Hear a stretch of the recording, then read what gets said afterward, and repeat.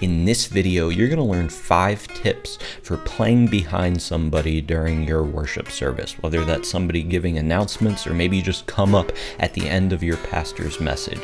Coming up.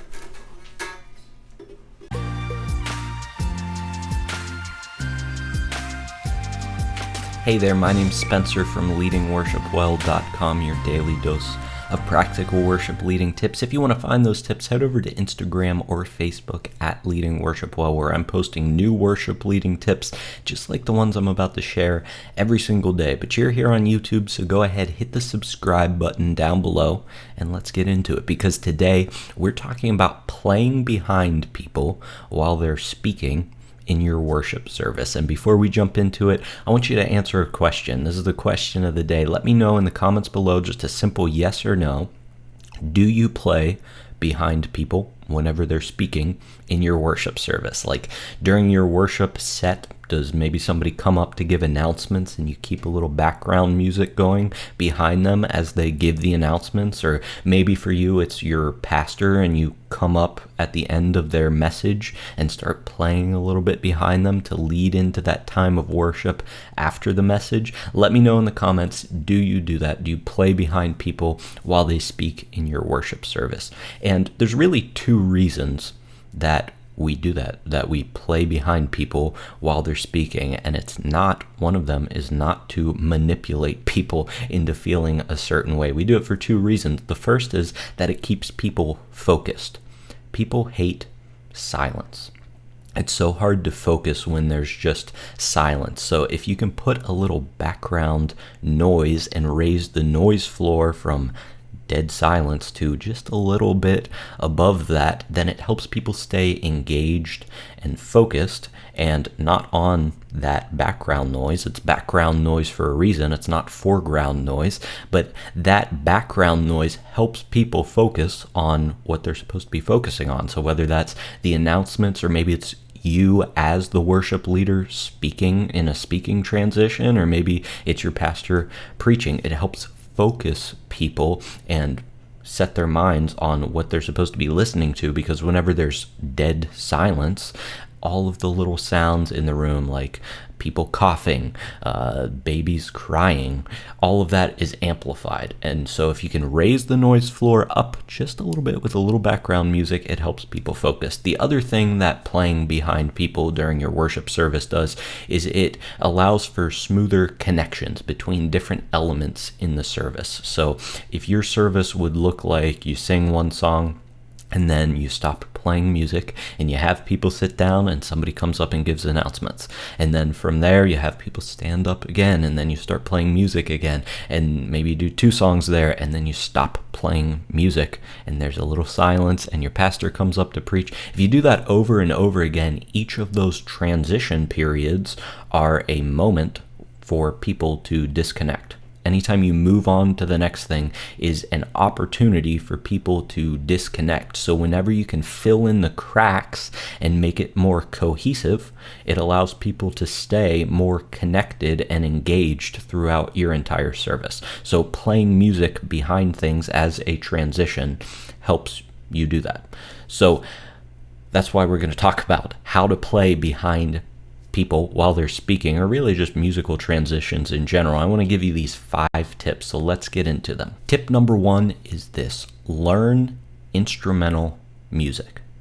Your transitions, your background music, it is going to be instrumental music. So if you don't know how to play instrumental music, it's really going to be hard to play that background music while people are speaking, because you don't have the ability to do it. So what do I mean by learn instrumental music? Well, if you're a guitar player, maybe learn some instrumental fingerstyle guitar songs, because that's going to show you some techniques that you can use to make instrumental music interesting.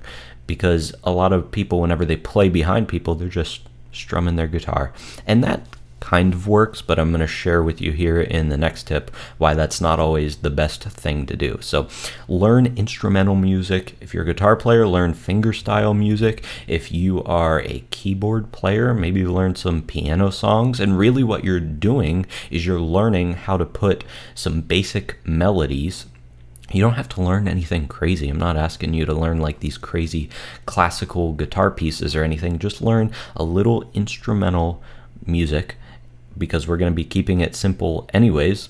And that's going to show you how you can just add these little melodies here and there, which kind of keeps the background interesting, and not enough that people are just focused on the background, but just enough to draw people's attention to where it needs to be drawn, not to you, but essentially to the person speaking. So learn instrumental music. Number 2 is come in softly. If you're playing guitar, don't strum the guitar as loud as you can, and don't even really strum it at all. We want to be sort of fading in. Same thing for keyboard. You have a volume pedal, use it, fade it in, maybe hang on a chord before you actually come in, and maybe just play a pad or something. We want the transition from silence, which you're going to get if your pastor is preaching. You aren't going to be playing for the whole 30, 45 minutes, however long your pastor preaches. So whenever you do come in, remember, people have no background noise, and then you're going to be bringing it in. So if you come in super loud and you strum, even just a gentle strum on the guitar is kind of jarring. Or if you bang on the keyboard, it's going to draw people's attention away from the person who's speaking, and that's not the point of playing behind them. We want to support them whenever they're speaking. So come in softly if you're a guitar player.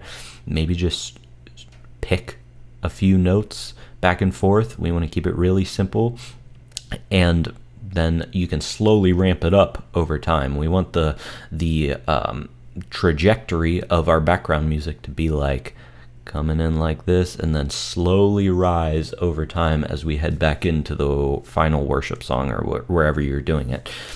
We don't want it to be up here the whole time. So focus on dynamics when you do it. Come in softly. We don't want it to be jarring for people. Number 3, play unrecognizable melodies. I've done it before where I start to play a melody because I've learned fingerstyle guitar, I've learned this instrumental music, and usually whenever you're learning instrumental music, it's like a recognizable melody. But whenever you play a recognizable melody, what happens is if that's in the background, that becomes the foreground, because people are going to latch onto that and they're going to be like, that melody kind of sounds familiar. What is that? And they're going to start thinking about that instead of thinking about what you're trying to support, your pastor preaching or the person giving announcements. So if they're sitting there thinking, wait a second, this is the melody to Reckless Love, they're going to start singing the words in their head. And we don't want them to be focused on that. We want them to be focused on the person speaking. So do play melodies in your background music, but keep them super simple, just a few notes. And that way people aren't focused on what is this song, what are they doing. We want it to be really simple so they aren't distracted. The melody keeps it just interesting enough where they're engaged. It keeps the people engaged whenever they hear it, but not interesting enough that they start focusing on it completely. And that's really the balance in playing behind people during your worship service. Number 4, and this is probably the biggest tip, is to musically support what your pastor is preaching on. So if they're preaching about something sad, play some minor chords, because that's going to, people won't consciously think about it, but music does affect our emotions. You know, like I said at the beginning, we aren't doing this to manipulate people into feeling a certain way, but music is a tool that we can use to help people feel what they need to be feeling or what they should be feeling. I mean, think about your favorite movie. Think if that didn't have a soundtrack, it would not be as impactful, because music helps you feel a certain way. It's not manipulating people. It's simply a tool that we can use to support the message that our pastor is preaching. So if they're preaching about something sad, play some minor chords, because that makes people feel a certain way. If they're talking about the hope that we have in Jesus and they're hitting like the climax of their message, go to the 1 chord. The 1 chord feels like home. That's the best way to describe it. The 1 chord feels like home. So whenever you hit the 1 chord, it's going to feel hopeful, like there's resolution. Like your pastor just spent the past 30 minutes talking about the tension, and then they finally answer the tension, provide a solution, which is probably Jesus. And whenever you line that up with the one chord, the power of the one chord, that finally relieves the tension both in your pastor's preaching, because they're answering the question that they presented at the beginning of their message, but also musically, and people can feel that. And it's not a conscious thing, but they will feel that tension being released. So oftentimes whenever I'm playing behind somebody while they're speaking, I save the one chord. I never start on the one chord, because that's, for me, that's the climax of where I want to end up. I want to end up on the one chord. So if you're playing in the key of G, I usually start with like a C. If you start on the 4 chord, it feels a certain way. Or if I'm coming in at a sadder part, or maybe more mysterious part of the message, then I'll come in on an E minor on the 6th chord. And you just feel a certain way whenever you play those chords. And then whenever you finally hit that one chord, trust me, just try it this Sunday. Save the one chord. Hashtag save the one chord until the very end, because that's going to have the biggest impact whenever you finally do play it. So musically support what your pastor is preaching on. Finally, number 5 is keep it repetitive. I know it's boring for you to play the same thing over and over again, even the same melody over and over again, especially if you're playing for like 10 minutes.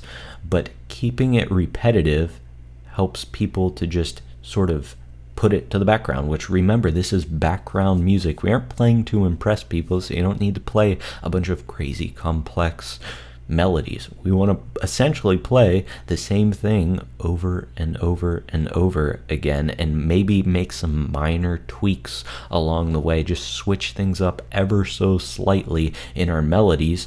But if we keep it repetitive, then people, they hear it once and it's new for them, and they kind of focus on it for a second, and then you play it again and it's like, all right, this is the same thing, I don't need to listen to it anymore. And then you play it again and again and again, and suddenly it's literally just background music, which is what we're aiming for. We aren't trying to impress people, we're trying to focus them on our pastor preaching, or the announcements, or the speaking transition that your worship leader is doing. So keeping it repetitive helps people focus. I know it's boring for you, but it's really so important. Hey, thanks so much for joining me today. My name is Spencer Cormany, once again from Leading Worship Well, and I put out worship leading training videos just like this one every week on YouTube. So make sure to subscribe below, and until I see you next time, keep leading worship well.